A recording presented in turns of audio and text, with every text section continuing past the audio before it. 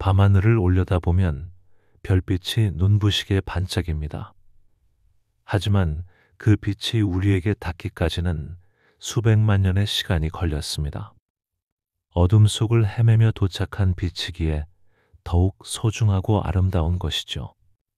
우리의 삶도 마찬가지입니다.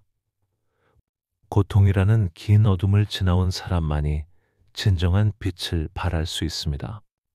상처받은 마음, 흔들리는 삶, 끝없는 고통 속에서도 우리는 걸어왔습니다. 그리고 오늘 여러분과 함께 그 고통의 진짜 의미를 찾아보려 합니다. 어느 조용한 아침, 한 제자가 부처님께 다가왔습니다. 그의 얼굴엔 깊은 절망이 서려 있었습니다. 부처님, 저는 더 이상 견딜 수 없습니다. 몇 년 전 일어난 일이 아직도 저를 괴롭힙니다. 시간이 약이라고 하는데 왜 저의 상처는 아물지 않는 것일까요? 부처님이 조용히 고개를 끄덕이며 말씀하셨습니다. 그대는 고통이 시간과 함께 자연히 사라질 거라고 믿고 있구나. 그렇지 않나요? 모든 사람이 그렇게 말합니다. 시간이 지나면 괜찮아질 거야 라고요. 물에 돌을 던져 보았느냐? 제자가 의아해하며 대답했습니다. 네, 물론입니다. 그 돌은 물속에서 사라지더냐? 아니요, 가라앉을 뿐입니다. 부처님이 미소를 지으며 설명하셨습니다. 바로 그것이다. 어떤 고통은 사라지지 않고 마음속 깊은 곳에 가라앉아 있다가 작은 자극에도 다시 떠오른다. 말 한마디, 소리 하나, 누군가의 무심한 표정 속에서 그 상처는 조용히 되살아나는 것이다. 제자는 고개를 떨구며 말했습니다. 그럼 저는 평생 이 고통과 함께 살아야 한다는 말인가요? 그게 정말 회복인가요? 부처님이 깊이 있는 눈빛으로 바라보며 답하셨습니다. 그대는 지금 잘못된 질문을 하고 있다. 어떻게 고통을 없앨 것인가가 아니라 어떻게 고통과 함께 살아갈 것인가를 물어야 한다. 하지만 부처님, 그 끔찍했던 기억을 안고 살아간다는 것이 너무 잔인하게 느껴집니다. 내가 그대에게 하나의 이야기를 들려주마. 한 농부가 있었다.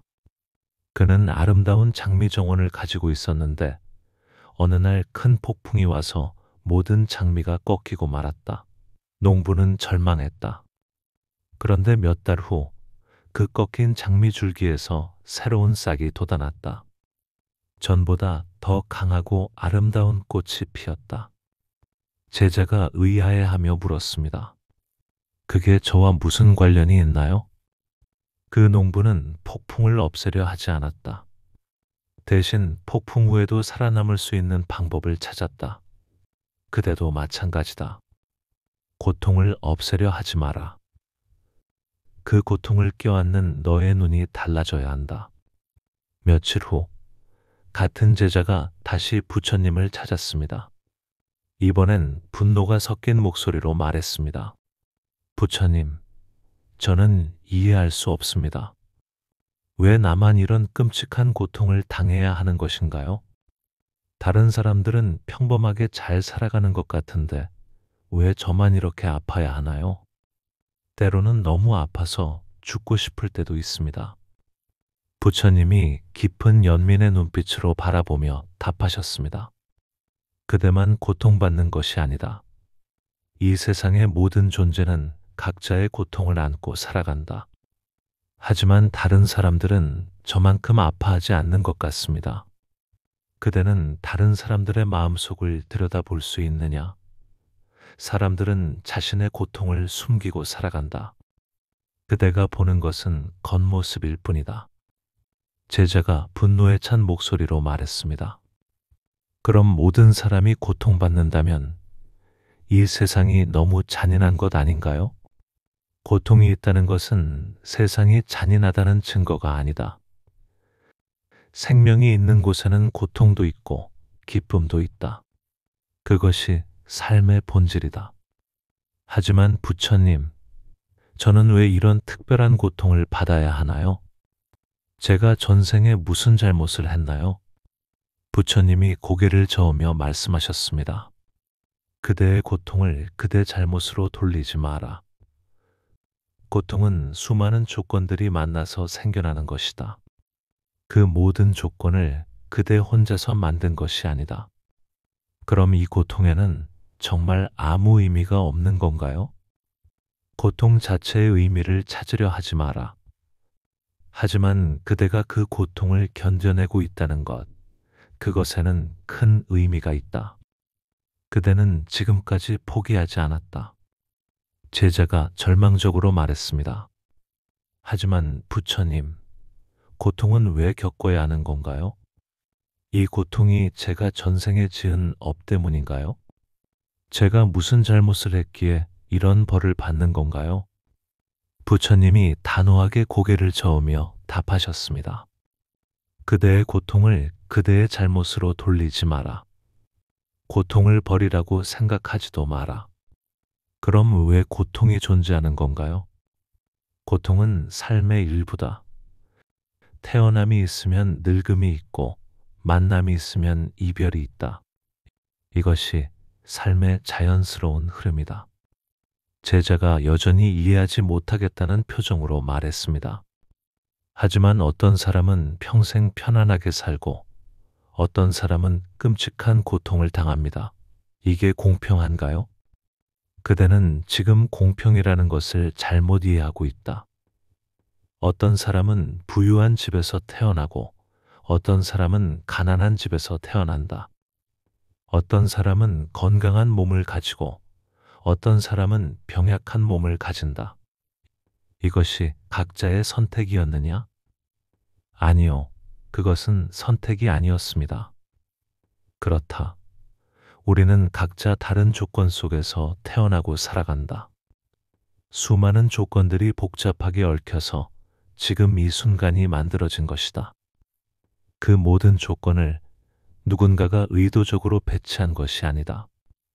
그럼 정말 무작위로 일어나는 일인가요? 무작위라기보다는 너무 많은 조건들이 얽혀 있어서 우리가 이해할 수 없는 것이다. 하지만 중요한 것은 그 조건들이 그대의 가치를 결정하지 않는다는 것이다. 그 모든 조건을 그대 혼자서 만든 것도 아니고 그대가 모든 것을 통제할 수 있는 것도 아니다. 제자가 좌절하며 말했습니다. 그럼 저는 무력한 존재라는 말인가요? 아니다. 그대는 과거는 바꿀 수 없지만 현재는 선택할 수 있다. 고통이 왔을 때 그 고통에 어떻게 반응할지는 그대가 결정할 수 있다. 제자가 간절히 물었습니다. 그럼 어떻게 해야 하나요? 고통을 없애려고 무리하지 마라. 고통과 싸우는 것을 멈춰라. 고통이 그대를 찾아왔을 때 그것을 밀어내려 애쓰지 마라. 하지만 그것이 그대의 모든 것을 결정하게 두지도 마라. 무슨 뜻인지 잘 모르겠습니다. 하나의 비유로 설명해보자. 고통은 폭풍과 같다. 폭풍을 막을 수는 없고 폭풍과 맞서 싸우면 더 다칠 뿐이다. 하지만 폭풍 속에서도 안전한 곳을 찾을 수는 있다. 폭풍이 지나갈 때까지 견딜 수 있는 방법을 찾는 것이다. 시간이 흘러 제자는 조금씩 변화하기 시작했습니다. 그러나 여전히 의문이 있었습니다. 부처님, 저는 고통을 받아들이려 노력하고 있습니다. 하지만 그 고통이 제 삶의 모든 면에 영향을 미치는 것 같습니다. 일에도 집중할 수 없고 사람들과의 관계도 어려워졌습니다. 부처님이 조용히 물으셨습니다. 그대는 고통이 삶을 파괴한다고 생각하느냐? 그렇지 않나요? 고통은 모든 것을 망가뜨리는 것 같습니다. 그것은 그대가 고통에 대해 잘못 이해하고 있기 때문이다. 고통 자체는 중성적이다. 그것을 어떻게 다루느냐에 따라 독이 될 수도 있고 약이 될 수도 있다. 제자가 의아해하며 물었습니다. 고통이 어떻게 약이 될 수 있나요? 바닷속 굴을 보아라. 모래나 이물질이 굴 속에 들어가면 굴은 고통스러워한다.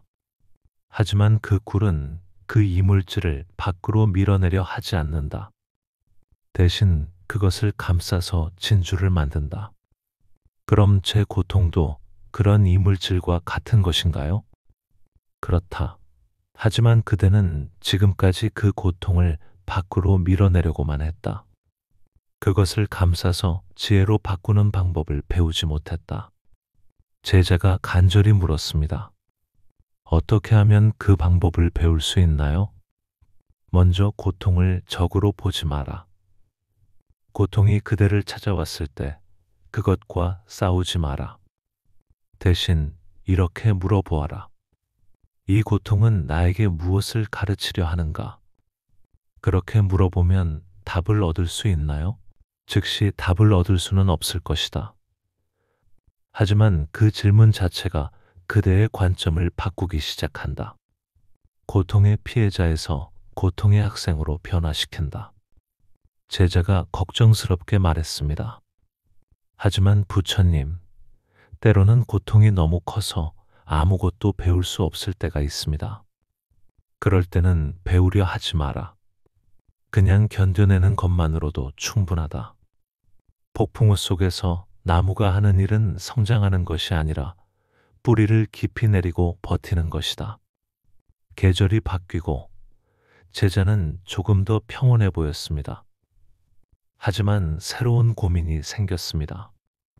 부처님, 저는 이제 고통을 받아들이려 노력하고 있습니다. 하지만 가끔 사람들이 저에게 이제 잊어버리고 앞으로 나아가라고 말합니다. 정말로 잊어버려야 하는 건가요? 부처님이 미소를 지으며 답하셨습니다. 그대는 있는 것과 놓아주는 것을 구분하지 못하고 있구나. 둘이 다른 것인가요? 완전히 다르다. 잊는다는 것은 기억을 지우려는 것이다. 하지만 깊은 상처는 잊혀지지 않는다. 억지로 잊으려 할수록 더 선명해진다. 제자가 절망적으로 말했습니다. 그럼 어떻게 해야 하나요? 놓아주는 것을 배워야 한다. 놓아준다는 것은 그 기억이 그대를 지배하지 않도록 하는 것이다. 구체적으로 어떻게 하는 건가요? 이렇게 말해 보아라. 나는 아직 그 일을 기억합니다. 하지만 그 기억이 나를 흔들도록 두지 않겠습니다. 제자가 의심스럽게 물었습니다. 그게 가능한가요? 물론이다. 그대는 파도를 막을 수는 없지만 파도에 휩쓸리지 않을 수는 있다. 기억이라는 파도가 마음에 일어날 때 그것을 바라보되 그것에 휩쓸리지 않는 것이다. 제자가 솔직하게 털어놓았습니다. 하지만 부처님, 때로는 화가 너무 나서 복수하고 싶은 마음이 듭니다. 그 마음도 자연스럽다. 하지만 복수는 독을 마시면서 상대방이 죽기를 바라는 것과 같다. 결국 그대만 병들게 한다. 제자가 조심스럽게 물었습니다. 그럼 용서해야 하나요? 용서는 강요될 수 없다. 하지만 이것은 기억하라. 나는 용서하지 않았지만 복수로 내 삶을 불태우지도 않겠습니다. 그게 무슨 뜻인가요? 복수심에 사로잡혀 사는 것은 과거의 고통을 현재와 미래로 연장시키는 것이다. 그대는 그 고통을 기억할 수 있지만 그것이 그대의 오늘을 지배하게 해서는 안 된다. 어느 날 제자가 부처님께 마지막 질문을 했습니다. 부처님, 저는 많은 것을 배웠습니다. 하지만 여전히 혼자서는 힘들 때가 많습니다. 다른 사람들의 위로나 조언을 구해야 할까요? 부처님이 따뜻한 눈빛으로 바라보며 답하셨습니다. 다른 사람의 위로는 일시적인 따뜻함을 줄 수 있다. 하지만 그대의 상처를 완전히 치유해 줄 수는 없다. 그럼 누구에게 도움을 요청해야 하나요? 그대 자신에게 물어보아라. 자신이 자신에게 등불이 되라. 누구도 그대의 마음을 대신 구원하지 못한다. 제자가 자신 없는 목소리로 말했습니다. 하지만 저는 아직 약합니다. 어떻게 제 자신의 등불이 될 수 있나요? 그대는 이미 지금까지 견뎌왔다. 그것 자체가 그대의 힘이다. 지금 내가 할 수 있는 일은 상처를 없애려 애쓰는 게 아니라 그 상처를 껴안고 하루를 살아보는 일이다. 제자가 의아해하며 물었습니다. 그게 회복인가요? 회복은 거창하지 않다. 무너져 있는 나를 위해 내가 할 수 있는 일을 고민하기 시작하는 그 순간부터 회복은 시작된다. 구체적으로 어떤 일들인가요? 작은 것부터 시작해라. 오늘 하루 세 끼를 챙겨 먹는 것, 충분히 잠을 자는 것, 산책을 하는 것. 제자가 의심스럽게 말했습니다. 그런 작은 일들이 정말 도움이 될까요? 큰 나무도 작은 씨앗에서 시작된다. 그대가 그대 자신을 돌보는 작은 행동 하나하나가 모여서 큰 변화를 만든다. 시간이 많이 흘렀습니다. 제자는 이제 다른 사람들의 고민을 들어주는 사람이 되어 있었습니다. 그런 그가 부처님께 와서 말했습니다. 부처님, 저는 이제 제 고통과 어떻게 살아가야 하는지 알 것 같습니다. 하지만 여전히 힘든 순간들이 있습니다.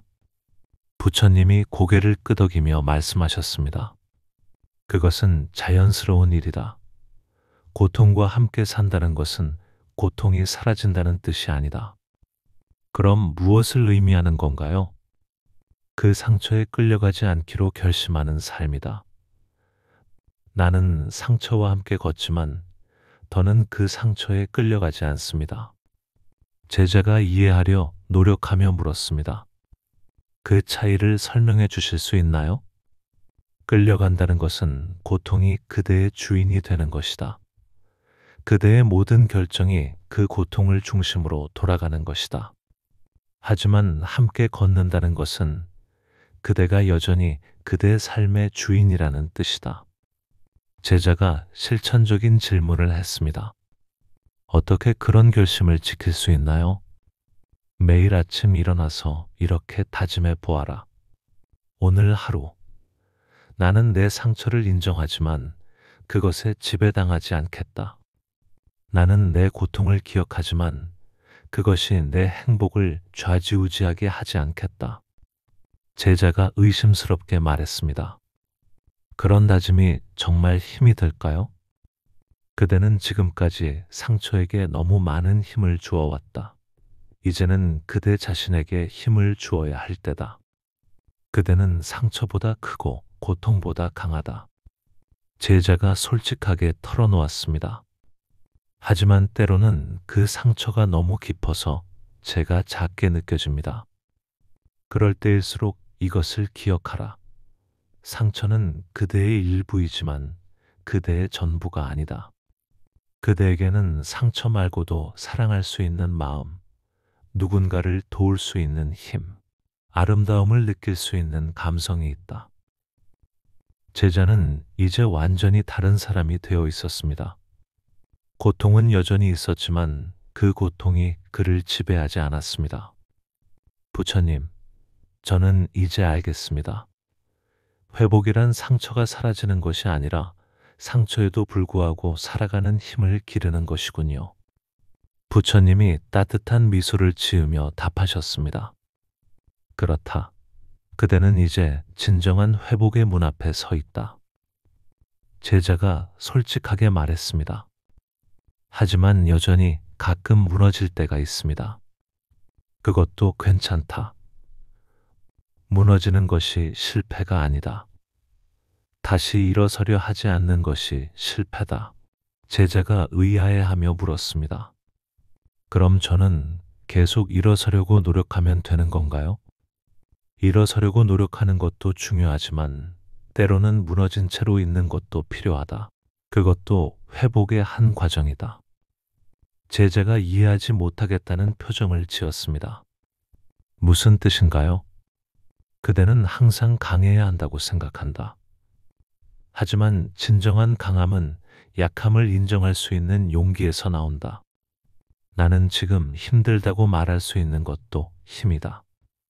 제자가 조심스럽게 물었습니다. 그럼 제가 힘들 때 도움을 요청해도 되는 건가요? 물론이다. 자신이 자신의 등불이 되라고 했지만 그것이 홀로 살아가라는 뜻은 아니다. 때로는 다른 사람의 등불을 빌려 길을 찾을 수도 있다. 제자가 실용적인 질문을 했습니다. 그럼 언제 도움을 요청해야 하나요? 그대가 스스로 할 수 있는 일을 다 해보고도 길을 찾지 못할 때다. 하지만 기억하라. 다른 사람은 그대에게 등불을 빌려줄 수 있지만 그대가 걸어가야 할 길은 그대 자신이 걸어가야 한다. 마지막 날, 제자는 부처님께 고마움을 표했습니다. 부처님, 저는 이제 제 상처를 원망하지 않습니다. 왜 그런 마음이 들었느냐? 그 상처가 없었다면 저는 진정한 연민을 배우지 못했을 것입니다. 다른 사람의 고통을 이해하지 못했을 것입니다. 부처님이 만족스럽게 고개를 끄덕이며 답하셨습니다. 그렇다. 상처받은 사람만이 진정으로 치유할 수 있다. 고통을 겪은 사람만이 진정한 위로를 줄 수 있다. 제자가 깊은 깨달음을 얻은 듯 말했습니다. 그럼 제 고통에도 의미가 있었던 건가요?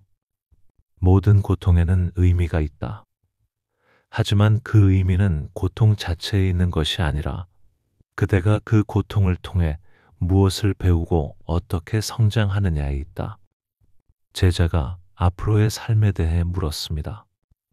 저는 이제 다른 사람들에게 무엇을 전해줄 수 있을까요? 이것을 전해주어라. 상처는 사라지지 않아도 괜찮다고, 그게 진정한 회복이라고. 제자가 마지막 질문을 했습니다.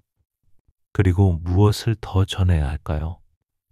그대는 지금 견디고 있는 것만으로도 충분히 잘하고 있다고, 완벽하지 않아도 괜찮다고, 때로는 무너져도 괜찮다고. 제자가 가장 중요한 질문을 했습니다. 마지막으로 한 가지만 더 물어보겠습니다. 정말로 모든 고통이 지나갈까요? 부처님이 깊은 지혜가 담긴 눈빛으로 답하셨습니다. 고통은 지나가지 않을 수도 있다. 하지만 그대는 변한다. 그대가 그 고통을 바라보는 눈이 달라진다. 그리고 그것으로 충분하다. 여러분도 지금 깊은 고통 속에서 이 글을 듣고 계실지 모릅니다. 몇 년 전, 몇 달 전, 어쩌면 어제 일어난 일 때문에 마음이 아프실 수도 있습니다. 그 고통이 시간이 지나도 사라지지 않아서 절망스러우실 수도 있습니다. 여러분은 지금까지 견뎌왔습니다. 그 어떤 고통 속에서도 오늘 이 순간까지 살아오셨습니다. 그것 자체가 여러분의 놀라운 힘입니다. 고통을 없애려 하지 마십시오. 고통과 함께 살아가는 방법을 배우십시오. 그 고통이 여러분을 정의하지 않습니다. 여러분은 고통보다 크고 상처보다 강합니다. 나는 상처와 함께 걷지만 더는 그 상처에 끌려가지 않습니다.